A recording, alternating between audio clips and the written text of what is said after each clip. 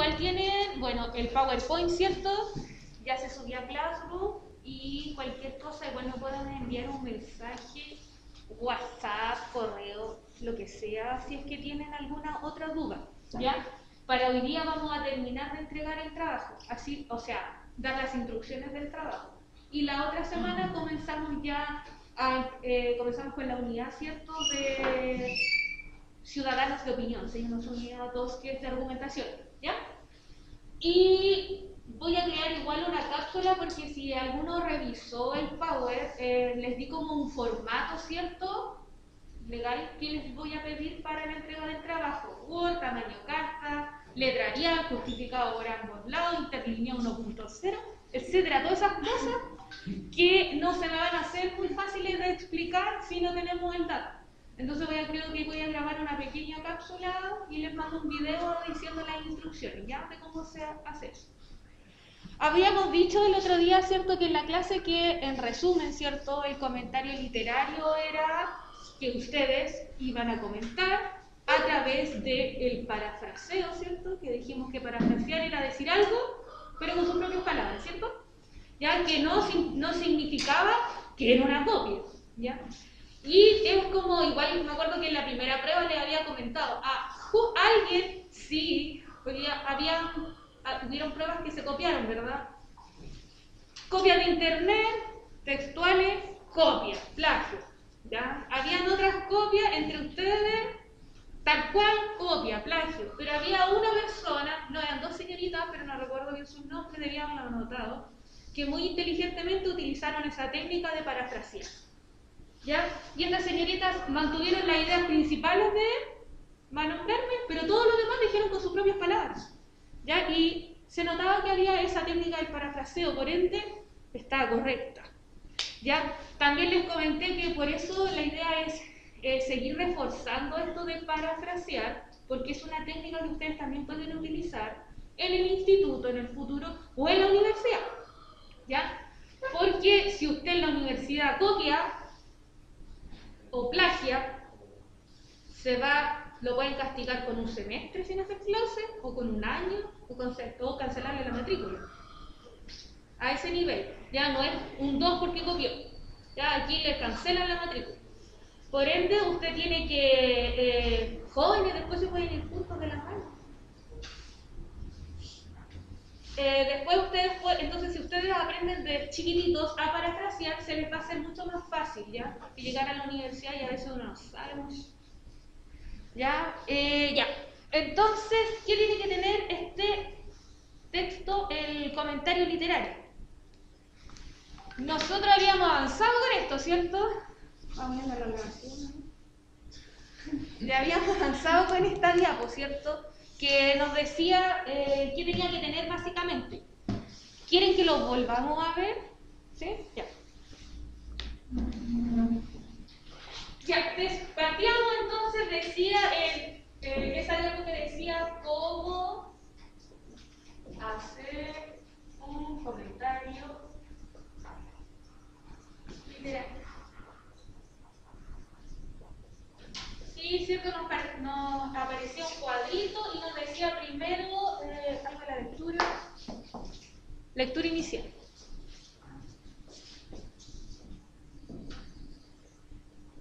Y en la lectura inicial nos decía, cierto, que ustedes, la idea que esta semana de recolección de información, la idea es que ustedes empiezan a avanzar con la lectura, empiecen a leer y empiecen sobre todo a destacar lo más importante, ya lo que van a ocupar, ¿ya? Que es básicamente lo que está haciendo el maestro, ¿cierto? Que nos está haciendo como resúmenes de los párrafos, ¿cierto? De los capítulos y está viendo así como los personajes principales, etcétera, ya para ir avanzando. Y eso es lo ideal que sería esta semana, que empiecen a recolectar esta información. La principal, miren, ¿saben qué? Pucha, agrego una complejidad que ustedes tengan que escribir y lo primordial es que uno tiene que darse cuenta que uno escribe distinto como habla, ¿verdad? Por eso uno utiliza más conectores, habla en tercera persona, no ocupa palabras coloquiales, ¿cierto? Por eso uno escribe distinto. ¿Ya? Eso lo vuelve la complicación de este trabajo. Pero en sí, la facilidad que tiene es que ustedes van a poder hablar de temáticas que ustedes van a manejar, que ustedes van a elegir, ¿ya? Y por ende van a poder hablar de lo que ustedes quieran. A excepción de algunas partes que yo voy a pedir como obligación, por ejemplo, la biografía del autor, ¿ya? Entonces, a pesar de la extensión del libro, usted no sé si se quiere fijar la fantasía de que está el libro, o de los personajes, o de la niñez, o de la imaginación, lo que sea, va a ser cosa suya. Usted se va a poner en ese plan y usted va a elegir esa información. Entonces, si usted quiere hablar de eso, va a destacar en el libro. Ya, esta es la información que voy a utilizar. ¿Ya? No se tiene que fijar en todo como si fuera una prueba, porque cierto, si yo en prueba tienen que estar casi aprenderse todo, ¿cierto? Porque no saben con qué voy a salir para preguntar, ¿cierto? Entonces aquí es ustedes. ¿Ya? Después viene contexto histórico y biografía del autor.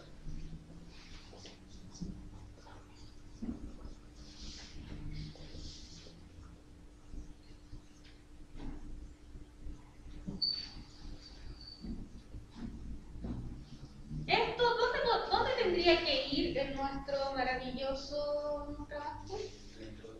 Exacto, y la introducción. Muy bien. ¿Ya? Es decir, como yo les mencionaba en la clase online, que ustedes tienen que hacerme una plana tamaño carta. Y eso hace que ustedes tienen que sintetizar, tener la habilidad de sintetizar bien la información. ¿Ya? Tamaño carta, así, esta hoja no tiene para hacer su trabajo. Por ende, usted no me va a confiar toda la biografía de Wikipedia de Michel Ende porque le van a hacer 2 planas, no va a alcanzar, es mucho. Entonces, tiene que ser capaz de sintetizar esa información. Si la biografía del autor fuese muy importante, por ejemplo, cuando nosotros vimos esto de Cuentos de Amor, Locura y Muerte, ¿se acuerdan que ahí sí la biografía del autor era importante? Porque de verdad había repercutido en su escrito. Entonces, por eso igual nosotros hablamos de eso, ¿cierto? Porque en realidad lo pasó tan mal en la vida de ese pobre hombre que Horacio Quiroga terminó plasmando lo que a él le sucedió en sus libros. Y por eso es importante, ¿ya? Pero si Michael Ende no fue importante su biografía o lo que le sucedió, si se casó 5 veces y tuvo una enfermedad y le dio broncoleumonía a los 3 años, si no importa, no lo pongo. ¿Ya? Me puede poner Michael Ende, pone entre paréntesis su fecha de nacimiento y la fecha de muerte. Me dicen que fue un gran escritor de fantasía, cuentos infantiles. Él escribió el libro a su hijo, no sé. ¿Hay alguien que haya investigado del autor? ¿No? Ya. Solo si eso es importante, le puede escribir un poco más. Si no, nada más. ¿Ya? Luego dice contexto histórico. Se refiere a que si él, donde en los años de que él está viviendo, esto repercute también en el libro, se representa los años en el que vive en el libro, es importante y también lo puede poner. ¿Ya? Por ejemplo, no sé si justo se publicó el libro y estaban en plena Segunda Guerra Mundial y él lo escribió solamente para que los niños dejaran de pensar en lo que era un misil, pucha, sí es importante. ¿Ya? Lo pueden escribir. O el libro representa, no sé, tal suceso histórico que pasó, sí. Si no, sin pena ni gloria lo pasan ahí nomás, que se escribió en tal fecha y nada, ¿ya? Pero si sí tiene la importancia, usted se puede explayar un poco más, ¿ya? Clasificar la información. Luego dice género literario. Esto es importante.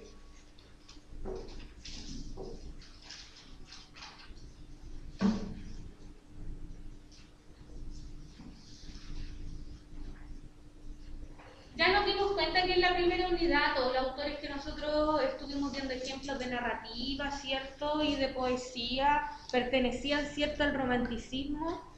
Y por eso ellos escribían así, era muy importante, ¿ya? Entonces sabíamos que pertenecían, ¿cierto?, al romanticismo.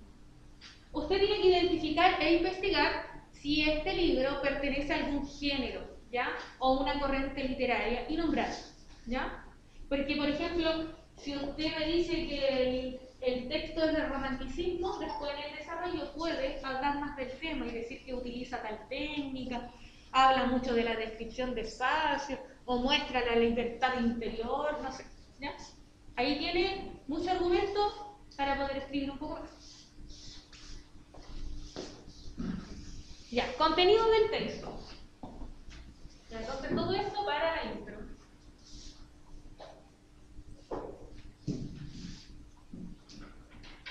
Y hasta ahí entonces, hasta ahora, esto solamente a partir de una investigación, ni siquiera esto de recolección de información, ni siquiera tienen que aún leer el libro, se lo pueden encontrar de antes, ¿cierto? Después ahora vamos con el contenido tal del texto. ¿Qué es lo más importante que tiene que ir en el desarrollo? Necesito que ustedes sean capaces de identificar el conflicto, el clímax y el desenlace.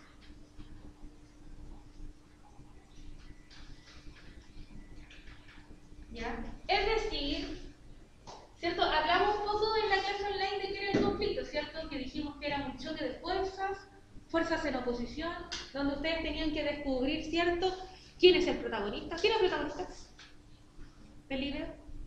¿Cómo? ¿Quién es el protagonista del libro? Bastián. Ya. Por ejemplo, aquí hermano ya nos dijo que el protagonista es Bastián, ¿ya? Y tenemos que darnos cuenta si Bastián tiene un antagonista, ¿cierto? Y a partir del lunes cuando hicimos el video nos dimos cuenta, ¿cierto?, que el antagonista no necesariamente tiene que ser el personaje malo, ¿cierto?, de la historia, porque a veces puede ser la mamá que no nos deja hacer algo, ¿ya? O a veces puede ser la sociedad misma, ¿ya? Entonces ahí ustedes tienen que identificar qué quiere hacer Bastián, que alguien no lo deja, ¿cierto? ¿Dónde está este choque de fuerza, ¿cierto?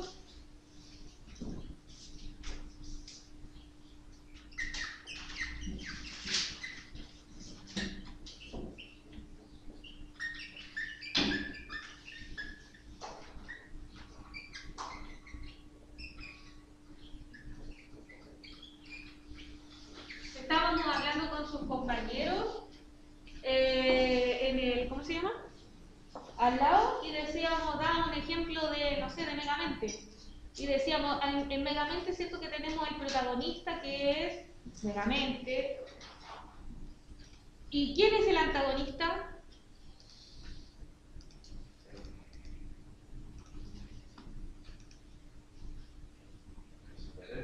¿Cierto? El superhéroe es el antagonista. Entonces, por eso es necesario no siempre pensar que el antagonista es el malo. ¿Ya? En Megamente, ¿cierto?, tenemos a este personaje que es un antihéroe, y este antihéroe es nuestro protagonista, y el que quiere adueñarse, ¿cierto?, de la ciudad, no, ¿cómo se llama la ciudad? Ya se quiere adueñar de la ciudad, quiere ser el más malo de la ciudad, ¿cierto? Y por eso siempre está en el encontrón con este superhéroe. Y él es mi antagonista. Él no nos deja adueñarse de la ciudad. ¿Ya? Entonces, esa es la idea. Ustedes sabemos que Bastián, ¿cuál es la fuerza en la oposición? ¿Qué es lo que está sucediendo ahí? Y ese es mi conflicto. Ahora, el clímax es el punto más alto del conflicto, ¿cierto? ¿Ya? Porque el conflicto se va desarrollando poco a poco durante la narración, o cuando uno ve una película, durante la visión de la película.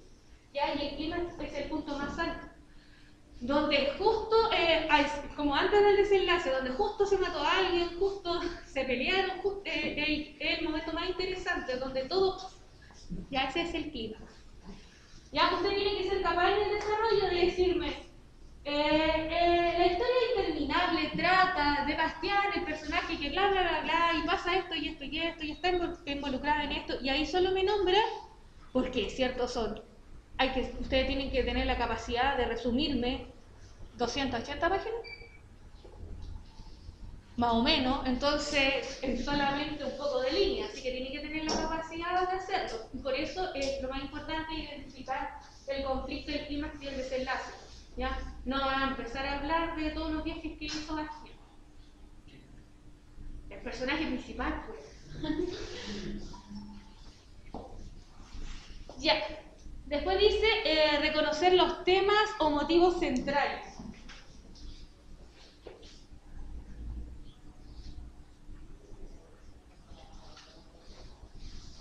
¿Ya? Por ejemplo, ¿se acuerdan como en Cuentos de Amor, Locura y Muerte? Nosotros sabíamos que las temáticas principales eran el amor, la muerte y la locura. ¿Ya? Aquí también todos los libros tienen una temática, ¿ya? Ustedes tienen que identificar si esta temática trata de la búsqueda de la adolescencia, o de la pérdida de la niñez, o la fantasía, o la imaginación. Ya usted tiene que ser capaz de identificar cuáles son las temáticas que se están trabajando, ¿ya?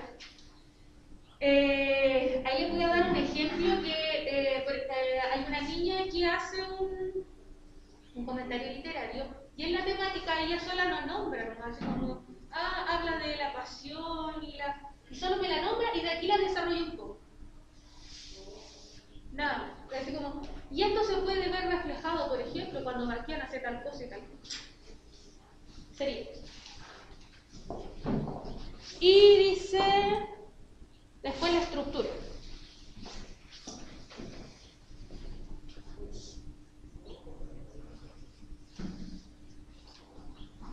La estructura. Esto también va en el desarrollo.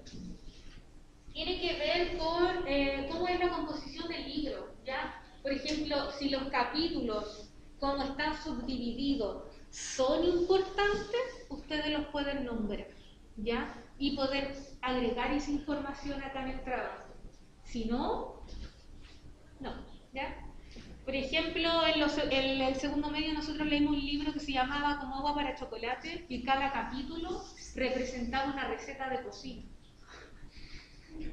Y parte de la lectura, ustedes lo van a leer el otro año, dice, no sé, enchiladas. Y sale la preparación, la instrucción, esto, y a partir de eso ya empieza a avanzar la lectura. Empieza a contarnos la historia. ¿Ya? Si este caso fuese así, usted lo escribe. Y finalmente viene la conclusión.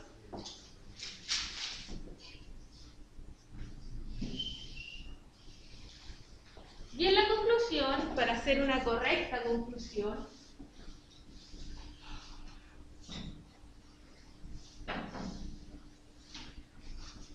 usted primero tiene que sintetizar.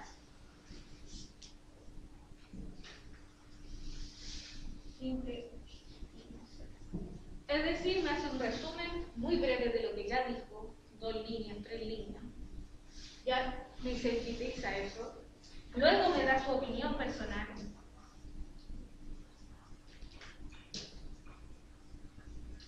En lo personal el libro me gustó, pero argumentado sí, porque como ya mencioné, la estilística utilizada por el narrador es de manera muy atractiva, que hace que uno se involucre en la lectura. Ya, ahí le ponen ahí su opinión personal. No, me gustó porque era bueno. Ya, eso. Y finalmente, ustedes tienen que ser capaces de identificar si este libro hace intertextualidad, si es utilizado por otros autores. ¿Llegamos a explicar esa parte nosotros de qué era intertextualidad en la clase? ¿No? ¿Cómo hacer referencia a la realidad? Exacto, es hacer una referencia, ¿ya? Si este producto cultural luego se realizó, han utilizado esta idea de este libro o el conflicto del libro o los personajes de este libro en otras cosas, películas, novelas, cuadros, etcétera, poemas, usted tiene que nombrar, ¿ya? Por ejemplo, como Shrek, ¿cierto? Que Shrek está hecho en base a la toma de personajes de múltiples cuentos infantiles, y eso es solo intertextualidad, ¿ya? Por ejemplo, hay otros que solamente toman el conflicto. Por ejemplo, el de Romeo y Julieta, 2 adolescentes que se aman, que sus familias son rivales. Ya se ha usado en teleseries, películas, en todo. Entonces, eso es intertextualidad. Yo le decía a su compañero, hay hasta una película chilena que toma ese conflicto que es como de barras bravas y se enamora la niña del colo con el niño de la U y no pueden estar juntos porque son de hinchadas distintas, ¿ya?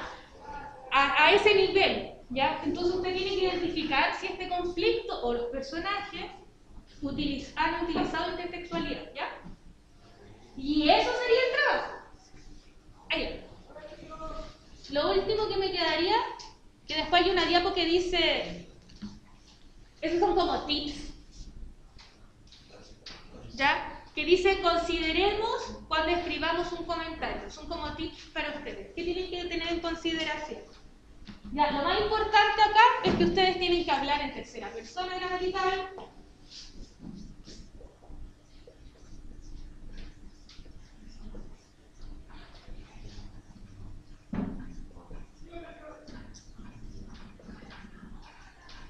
¿Ya? Y solamente, con suerte, aquí usted podría cambiar de persona gramatical a primero.